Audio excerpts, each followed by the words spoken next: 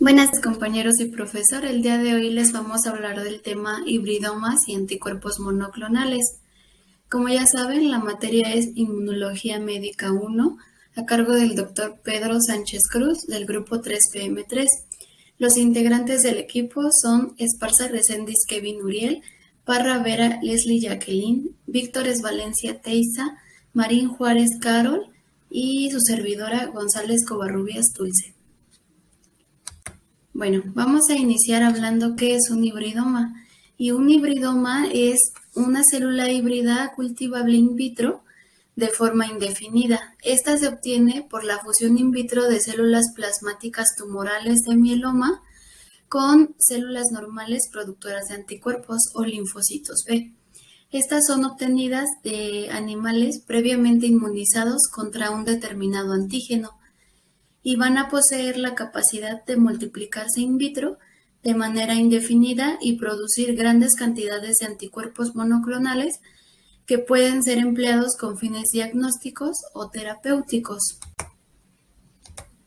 Y ahora, hablando un poco de cómo surgieron o cuál es su historia previa a su función, vamos a decir que en 1975 George Kohler y César Milstein, que fue un investigador argentino, ellos fusionaron por primera vez linfocitos con células de mieloma y obtuvieron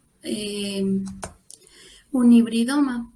Y por este trabajo, que de hecho no patentaron, recibieron el Premio Nobel de Fisiología y Medicina en el año 1984. Y la importancia de la producción de antígenos monoclonales no se evidenció hasta el año 1987, cuando estos anticuerpos se produjeron en forma regular en ratones y fueron utilizados con el diagnóstico, ya que estos son anticuerpos de pureza excepcional y son capaces de reconocer y unirse a un antígeno específico. Bueno, los linfocitos son incapaces de ser cultivados in vitro y por otra parte existía una condición en la que podía existir una gran cantidad de inmunoglobulinas simples en el suero sanguíneo. Esto ocurría al desarrollarse un mieloma múltiple o cáncer de los linfocitos o una tumoración en una célula B. Esto prolifera formando un clon de células secretoras de inmunoglobulinas y los mielomas frecuentes en diversos animales de laboratorio pueden cultivarse y multiplicarse indefinidamente en contraste con las células normales. Sin embargo, estos cultivos frecuentemente pierden la capacidad de producir inmunoglobulinas.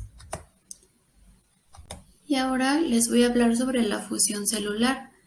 Bueno, la fusión celular es un procedimiento que permite que dos células se fusionen entre sí al poner en contacto sus membranas externas citoplasmáticas. Como se muestra en el esquema del lado derecho, en donde se muestra la fusión de un virus, pero también se pueden utilizar reactivos químicos. Y si se observa en la imagen, hay dos células con diferente ADN nucleares. Se pueden diferenciar con los colores, uno está en color amarillo y otro en color rosa. Y bueno, la fusión de las membranas permite la obtención de una célula con dos núcleos. Así como se muestra en la imagen, en la tercera parte se van a mostrar dos núcleos y cuando se produce la mitosis, alguna de las células hijas van a heredar los cromosomas de ambos padres y ahí se van a formar los hibridomas. Y bueno, para la producción de hibridomas vamos a necesitar un antígeno, un ratón o un animal para inmunizar y de ahí van a salir las células de mieloma, las células del vaso del animal y se van a producir los hibridomas con el siguiente procedimiento. Se va a inmunizar un ratón con un antígeno y al cabo de un tiempo el ratón se va a sacrificar. Una vez que el ratón se sacrifica, se va a extraer el vaso y se van a separar las células y se van a cultivar in vitro en placas de plástico u otros materiales apropiados para este procedimiento. Y después de eso se van a disponer de un cultivo de células de mieloma que también que a la vez se van a fusionar con ambos cultivos. Y después de esto va a surgir el hibridoma. Y como se pueden dar cuenta, también se realiza un screening que con este se puede valorar el funcionamiento del hibridoma. Ya una vez obtenido, vamos a sacar el hibridoma y se va a continuar con el procedimiento. Después de que sale el hibridoma, de aquí pueden obtenerse las células monoclonales. También es importante mencionar que los hibridomas creados pueden conservarse indefinidamente en dimetilsulfoxido y los anticuerpos monoclonales se van a purificar a partir de los sobrenadantes. El rendimiento en cultivo no es muy alto y por ello se ha desarrollado la técnica de producción de ascitis en ratones, y esto se produce mediante la inyección intraperitoneal de los hibridomas. Este método aún no ha sido aceptado en todos los países, o procedimientos in vitro mediante la fermentación de cultivos de células de mamíferos. Se utilizan bioreactores y sistemas de cultivo de perfusión continua. Bueno, continuamos con la compañera Carol, que nos va a presentar la continuación del tema. Buenas tardes, compañeros. Yo soy Marín Juárez Carol y les voy a hablar acerca de la estructura general de un anticuerpo. Como sabemos, los anticuerpos o inmunoglobulinas son los principales efectores de la respuesta humoral del sistema inmune. Aquí, los linfocitos B y las células plasmáticas producen cientos de miles de millones de anticuerpos policlonales.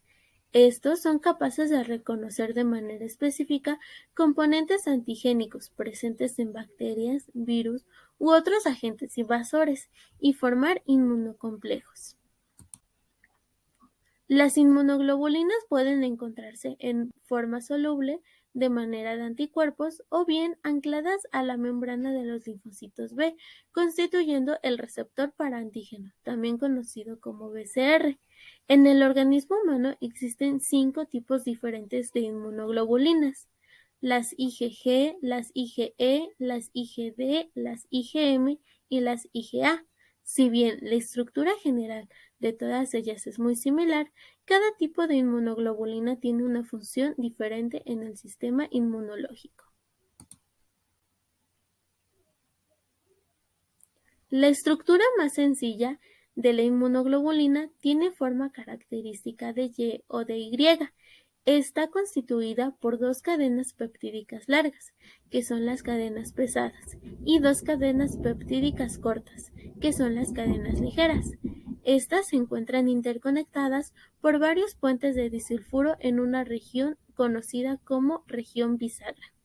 Como dato extra, se conoce que los primeros 100 aminoácidos de la secuencia de cada cadena son distintos, de ahí el nombre de variable o región B, mientras que el resto de la cadena es idéntico en cada anticuerpo y de una clase determinada, por lo que es llamado región constante. Ahora les voy a hablar de los anticuerpos monoclonales. Estos son inmunoglobulinas modificadas y diseñadas específicamente para actuar frente a células dianas concretas, con el objetivo de interrumpir un proceso patológico distinto, estimular la acción celular determinada o desviar un mecanismo celular hacia otra vía de interés. Retomando un poco lo que mencionó mi compañera anterior, la producción de anticuerpos monoclonales se estableció con la tecnología creada en 1975 por Georges Kogler y César Milstein. Recordemos que el procedimiento comienza con la inmunización de un ratón con el antígeno de interés, tras el cual se extraen los linfocitos B a partir del vaso del animal y se funcionan con las células neoplásticas del mieloma.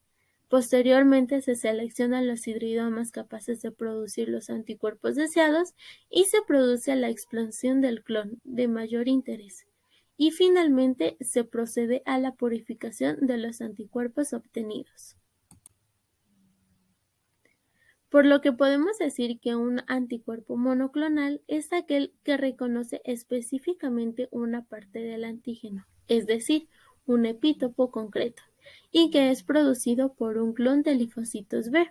Sin embargo, el empleo de anticuerpos monoclonales mureinos, obtenidos mediante la tecnología del hibridoma, presenta limitaciones derivadas de su origen no humano, pues recordemos que este se lleva a cabo en ratones, como su semivida plasmática corta o funciones efectoras ineficientes, pero sobre todo la producción de anticuerpos humanos frente a las cadenas de mureínas, la cual provoca efectos adversos para su uso clínico.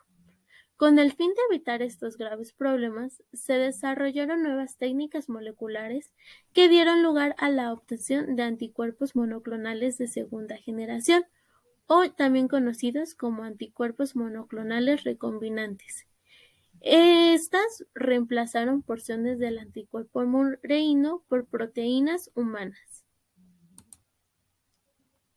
En primer lugar, se obtuvieron los anticuerpos monoclonales quiméricos.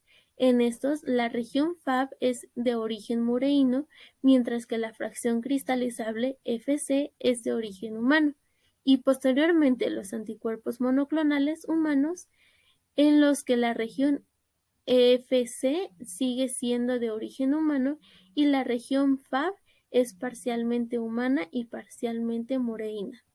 Los anticuerpos monoclonales quiméricos contienen aproximadamente de 65 a 90% de una cadena humana, mientras que los anticuerpos monoclonales humanos contienen aproximadamente de un 90 a un 95. Sin embargo, debemos de recordar que también existen los anticuerpos que son completamente humanos a su 100%. Y esto sería todo por mi parte. Los dejo con mi compañera Leslie, quien les dará la continuación del tema. Buenas tardes, profesor y compañeros. Mi nombre es Parra Vera Leslie Jacqueline y les voy a explicar sobre el origen y generación totalmente en humanos de anticuerpos monoclonales. Su origen. La mayoría de estos anticuerpos son de origen murino y son producidos por una combinación híbrida derivada de la fusión de una línea celular de mieloma inmortal con una célula B productora de un anticuerpo específico conocido a partir de un ratón inmunizado con células enteras, extractos celulares o antígenos purificados. Su generación. Para obtener estos anticuerpos se necesita inyectar alrededor del antígeno para después poder extraer los anticuerpos producidos contra ese antígeno. Esto se lleva a cabo a través de ratones transgénicos, los cuales se les inyecta inmunoglobulinas humanas que se cruzan con otros ratones con los cuales se han eliminado los genes de inmunoglobulinas endógenas murinas, y esto es con el fin de poder tener un ratón capaz de producir exclusivamente inmunoglobulinas humanas. La producción. Esto se lleva a cabo en laboratorios principalmente. Esto se hace introduciendo un antígeno al ratón y este comienza a producir linfocitos B para poderse defender de ese antígeno. la producción industrial de los anticuerpos monoclonales. Como ya había mencionado, se usan células modificadas para poder producir los anticuerpos humanizados. Para que estas células se puedan multiplicar y se produzcan los anticuerpos, se deben de proporcionar las condiciones de pH, temperatura, oxígeno y nutrientes necesarios para que puedan generar estas células. También estas células y su medio de cultivo se llevan a cabo en unos recipientes que son llamados bioreactores, que es el bioreactor es esa que está ahí en la imagen. Y estos anticuerpos ya después son extraídos del bioreactor, son purificados y son concentrados para usarlo en los medicamentos. La prueba de ELISA es un test que, se llama ELISA por sus siglas en inglés, que es ensayo por inmunoabsorción ligado a enzimas. Este método se lleva a cabo con una extracción de sangre, la cual permite detectar anticuerpos en la sangre cuando ya se ha producido una reacción inmune al virus en el organismo del paciente. Y les voy a explicar un poco sobre los fagos. Los fagos son partículas víricas que infectan a las bacterias sin producir ninguna enfermedad en los seres humanos. Los fagos que más se ocupan en estos métodos son los M13, los cuales infectan a las bacterias E. coli, insertando en el genoma de la bacteria su ADN.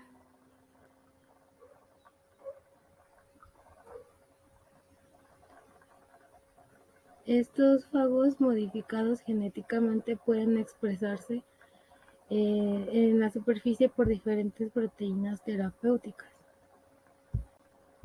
Esto se ocupa para la construcción de anticuerpos monoclonales recombinantes mediante una tecnología llamada biblioteca de fragmentos de anticuerpos o librería de fagos, que es una colección de fragmentos de anticuerpos específicos para distintos antígenos como células cancerígenas o enfermedades autoinmunes. Esta generación, genera múltiples fagos recombinantes que contienen gran diversidad de combinaciones genéticas sobre los diferentes genes de inmunoglobulinas humanas. Esto permite generar una gran cantidad de copias de anticuerpos humanos utilizando la técnica de PCR, con múltiples aplicaciones terapéuticas. Las colecciones de estos anticuerpos, cuando entran en contacto con un antígeno, son capaces de identificar y aislar el cuerpo específico contra él y poder obtener grandes cantidades de anticuerpos monoclonales contra una diana en concreto. En esta imagen se puede observar los pasos que se llevan para poder crear estos anticuerpos mediante la biblioteca de fragmentos de anticuerpos o la librería de fagos. El paso 1 es que se debe cubrir bien con proteínas e incubar con la biblioteca de fagos. En el paso 2 se tienen que lavar los no aglutinantes. En el paso 3 tienes que eludir aglutinantes. En el paso 4, en el pocillo de estas placas de microvaloración recubiertos de antígeno, para poder pasar al último paso, que es el 5. Esto, con la prueba de ELISA, determina la especificidad de esta unión. Y esto sería todo por mi parte. Muchas gracias. ¿Qué tal? Buenas tardes, profesor y compañeros. Mi nombre es Kevin Noriel Esparza Reséndiz y les voy a hablar sobre las aplicaciones prácticas de los anticuerpos monoclonales. Los anticuerpos monoclonales tienen muchas aplicaciones prácticas. Estas son dentro de la investigación, el diagnóstico y tratamientos médicos. Algunas de las aplicaciones más frecuentes son las que les voy a presentar a continuación, las cuales serían la identificación de marcadores fenotípicos de tipos celulares particulares, el inmunodiagnóstico, la identificación de algún tumor y el tratamiento.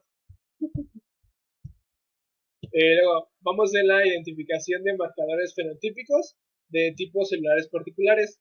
Y bueno, esta es la base de la clasificación moderna de los linfocitos y de algunos leucocitos.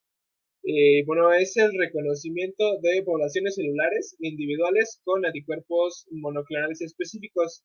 Estos anticuerpos se han usado para definir marcadores de grupos de diferenciación de varios tipos de células. Luego llegamos a el inmunodiagnóstico.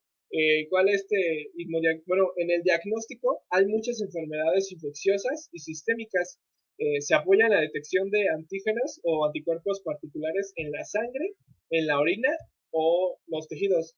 Se usan los anticuerpos monoclonales en inmunoensayos o inmunoanálisis, y en los inmunoensayos se utilizan como marcadores específicos para el diagnóstico por imágenes.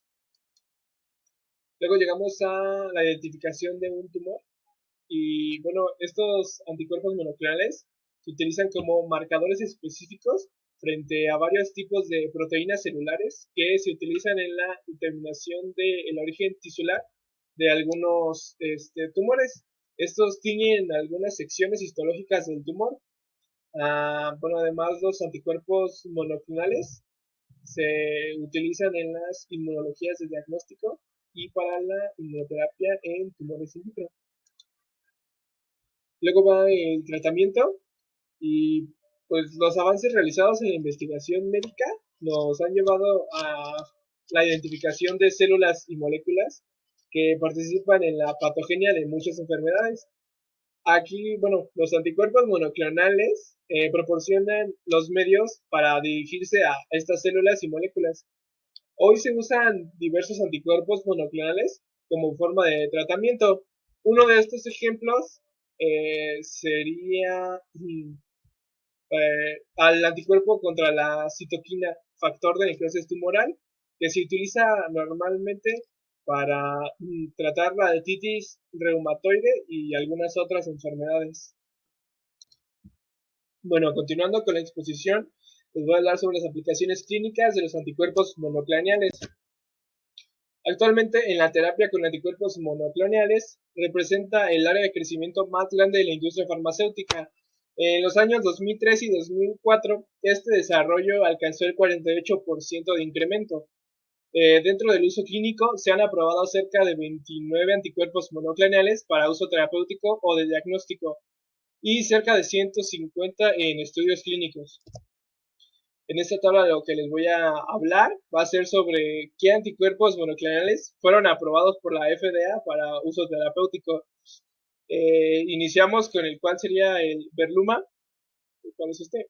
Bueno, ayuda a la detección de tumores de pulmón, de colon, de seno, de ovarios, de páncreas, de riñón y de próstata, ya que actúa contra una glucoproteína antígena de 40 kD, la cual se encuentra expresada en la superficie de los tumores. Tiene varios productores y fue aprobada el 20 de agosto de 1996. Sigue el Miocin, el cual es un agente de visualización cardíaca para la detección de necrosis cardíaca. Su productor es Centocor y fue aprobada el 3 de julio de 1996. Continuamos con el CIA-Scan, el cual sirve para reconocer el antígeno cancioembrionario y sirve para detectar carcinoma colorectal. Su productor sería el Immunomedics Inc. y fue aprobada el 28 de junio de 1996. Sigue Prostatacin. Solamente detecta carcinoma de próstata, o bueno, ayuda a la detección de carcinoma de próstata, y fue creado por Cytogencor y fue aprobado por la FDA el 28 de octubre de 1996. Luego va Reopro, el cual se usa específicamente para la prevención de pacientes de alto riesgo de trombosis coronaria aguda que sean sometidos a angioplastia coronaria. Su creador, o bueno, su productor sería Centocor y fue aprobada el 8 de noviembre de 1997.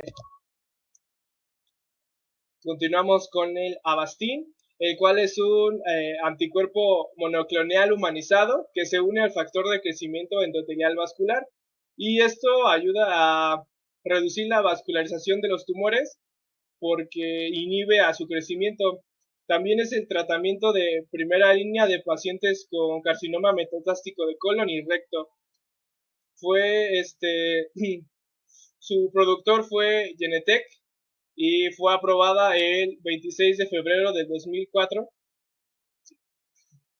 Y ya para finalizar esta parte, sigue Humira, el cual es un agente inmunosupresor selectivo que se une específicamente al factor de necrosis tumoral y neutraliza su función biológica, y también modula las respuestas de inhibición y que también son inducidas y reguladas por el factor de necrosis tumoral. Buenas noches, profesor y compañeros. Mi nombre es Víctor Valencia Teiza y les comenzaré hablando acerca de 10 anticuerpos monoclonales que se encuentran en lista de espera para su uso clínico. Les hice esta tabla en donde les puse el nombre del anticuerpo monoclonal y la o las enfermedades contra las que tienen acción. En primer lugar, tenemos al natalizumab, y este es un anticuerpo monoclonal recombinante con inmunoglobulina G4 y está dirigido contra la integrina alfa 4. Existen varios datos preliminares que muestran que tiene beneficios en la colitis ulcerativa, y también se ha demostrado su eficacia en las recaídas en pacientes que tienen esclerosis múltiple y la enfermedad de Crohn. En segundo lugar, tenemos al neelimomab, y este anticuerpo tiene dificultades aún en cuanto a su valoración, debido a que sus datos clínicos son conflictivos, pero se ha demostrado que tiene algunos beneficios en el tratamiento del choque séptico y también ha sido evaluado en artritis reumatoide, colitis ulcerativa y enfermedad de Crohn, al igual que el natalizumab. En tercer lugar, tenemos al orecomumab, y este es un anticuerpo de ratón y reconoce el antígeno CA125 que está asociado a tumores de ovario. Hay algunos estudios que sugieren que la respuesta inmune inducida por este anticuerpo monoclonal es capaz de aumentar el tiempo de la recaída en pacientes que tienen carcinoma avanzado de ovario. Y también se ha encontrado que en conjunto con Tecnesio 99 se han utilizado con éxito en radioinmunogamografía para cáncer de ovario. Continuamos con priliximab, y este anticuerpo monoclonal es intravenoso e induce una prolongada presión en las células CD4 circulantes. La eficacia de este anticuerpo monoclonal se ha observado en la micosis fungoide, y también que combinado con terapia inmunosupresora son eficaces en la profilaxis del rechazo en el trasplante de corazón. El afelimomab es un anticuerpo monoclonal que aún está en investigación para usarse en el tratamiento de la sepsis y el choque séptico. Sin embargo, por lo mismo que se encuentra aún en investigación, sus datos clínicos son limitados y esto nos imposibilita valorar su eficacia. Después tenemos el apolizumab, y este anticuerpo monoclonal es en contra del antígeno leucocitario humano HLA-DR y es indicado en pacientes que tienen recaídas en linfomas no Hodgkin, pero sobre todo en pacientes con linfoma folicular. Por eso es el que les puse en la tabla. El vectumomab, al igual que el orecopomab, se utiliza junto con Tecnesio 99 y en conjunto se van a utilizar como apoyo para el diagnóstico y la estadificación de pacientes con linfoma no Hodgkin. En octavo lugar está el edrecolumab, que es un anticuerpo monoclonal que se utiliza en la terapia para el posoperatorio del carcinoma colorectal. En cuarto lugar, En noveno lugar está el enlimomab, y este anticuerpo monoclonal se une a la ICAM-1 e inhibe la adhesión de los neutrófilos al endotelio vascular. También existen datos que mencionan que genera una mejoría en los pacientes receptores del trasplante renal, y que podría tener potenciales usos en la artritis reumatoide. Por último, está el Felvisumab, que es un anticuerpo monoclonal que se utiliza en niños para el tratamiento y la prevención de la infección grave por el virus sincitial respiratorio. Continuemos. En clínica, además de los anticuerpos monoclonales completos, también se utilizan las moléculas recombinantes derivadas de estos anticuerpos monoclonales.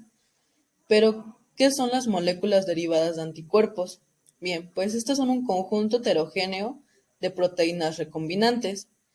Aquí van a estar incluidos los que vemos en la imagen, que son los fragmentos de anticuerpos monoclonales, los tipo FAB, FV de cadena sencilla, diabodies, triabodies, entre otros, y las proteínas de fusión. De estas últimas les hablaré un poco más adelante. Los fragmentos de anticuerpos monoclonales están formados por regiones de la cadena pesada y ligera. Esto se debe a que su bajo peso molecular les confiere unas propiedades óptimas tanto en el campo diagnóstico como en el campo terapéutico. Y ahora sí, hablando de las proteínas de fusión, estas son moléculas artificiales. Como podemos ver en la imagen, estas proteínas de fusión son el resultado de combinar la porción Fc de una inmunoglobulina G humana con fracciones pépticas de determinados receptores biológicos o de sus correspondientes ligandos. Y bueno, eso sería todo de nuestra parte, compañeros. Les dejamos nuestra bibliografía por si gustan consultarla y también si tienen alguna duda nos pueden preguntar a nosotros, ya sea aquí en la clase o por mensaje privado. Espero que les haya gustado nuestra presentación.